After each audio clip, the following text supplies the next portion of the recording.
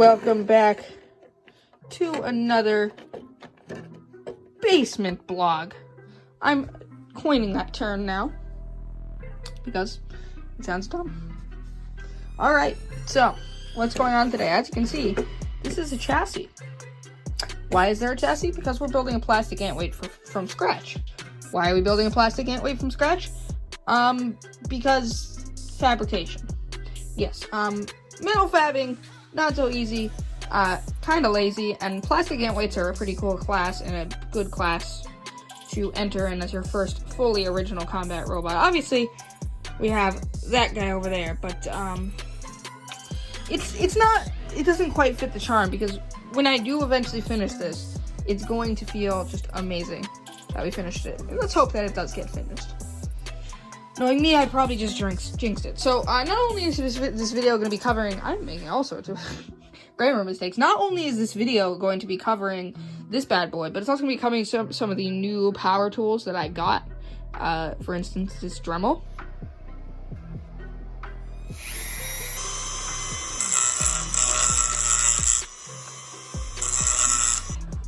We have a soldering iron now. We need this because, I'll get to that later. But, for now, about the design inspiration. So I found this thing on Thingiverse. It's how a lot of these videos start, isn't it? Or at least the idea for them. And it was this thing called a articulating wedge bot. Now, when it means articulating wedge bot, it doesn't mean they actually move with a motor. It just means they're hinged, right? The forks are hinged.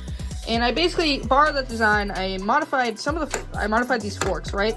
And then I basically took their design, which is a two-wheel drive box, and I made basically a very similar shape, except it's four-wheel drive. The sides are a bit thicker. It's got much more space on the inside. It weighs more in general, obviously, and instead of just having one hole for the forks to go in, it has two holes. And I wanted to make this four-wheel drive because the idea is a bot that has forks as its weapon, and if it has, you know, really good speed on its drive, should be pretty good, right?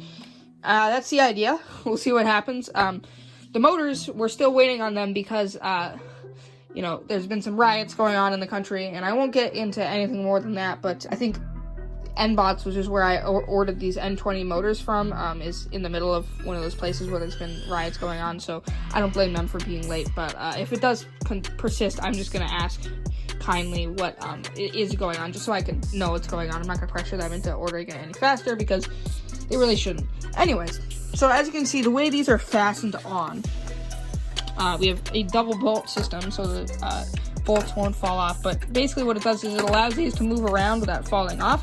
So if the robot gets inverted, ideally, these will fall down, and it'll still be able to attack things. So the idea is, in the end, we're going to have those ultralight N20 motors. They're going to slot into these holes over here, which I had to Dremel down, because bearing blocks didn't actually fit into them. But then one of these bearing blocks that I just roughed up is going to go here. There's going to be a motor mounted into a little slot we're going to cut in here. That's why this thing is gray, because I'm using it as a test. And the motors are going to go out here. We're going to use the FingerTech motor hubs, FingerTech wheels as well. And that's how it's going to drive, essentially. And that's going to be the weapon, obviously. The top, we need to print, but first, the printer needs to be 100% in shape right now. The bed's all over the place. It's not level, and as usual, we're having problems with it. That's just how a 3D printer is, guys, unless you get one that's $1,000, which we did not. Now, you might be wondering, how are you going to pull off this four-wheel drive with such little space? Now, here's how it's going to work. And full warning, I'm not a Robot Combat Electronics, maestro, so if this whole thing falls flat on its face, I would not be surprised. But, in theory, I've done some talking and with some people who know more than me, and in theory, it should work. Here, we have one of the best speed controllers in the business, if not the best. Right up there with the FingerTech Tiny ESCs, at least for bugs. We have this N-Bots dual ESC. What makes it so good? Well, it's super lightweight. It's like 6 grams, something like that, and it runs both of your motors off of it, which is great, because other ESCs, you sometimes have to get one for each motor. And also, you can actually set up four-wheel drive with it if you use splitters, which is what I'm going to do. So basically what we did here is we soldered on these JST connectors. Those are going to go into a pair of splitters that we have over here.